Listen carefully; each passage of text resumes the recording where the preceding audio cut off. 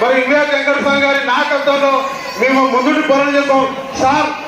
ఉద్యమకారుల పోరాటం 7 సంవత్సరాల నుండి మీ నాయకత్వంలోనే సుందర విజ్ఞాన కేంద్రంలో మరి మీరంతా మాకు ఆనాటి నుంచి మాకు గౌరవం ఉన్నది. మీ నాయకత్వంలో కాంగ్రెస్ పై ఏరి మరి తెలంగాణ ఏర్పాటులో ప్రధాన భూమిక పోషించాం. మా ఉద్యమకారుల సమస్యలతో సీఎం దృష్టిని తీసుకోవాల్సిందిగా మా ఉద్యమకారుల పక్షాల సమన్వయంగా అభినందిస్తున్నాం. జై తెలంగాణ, అమరవీరులకు జోహార్.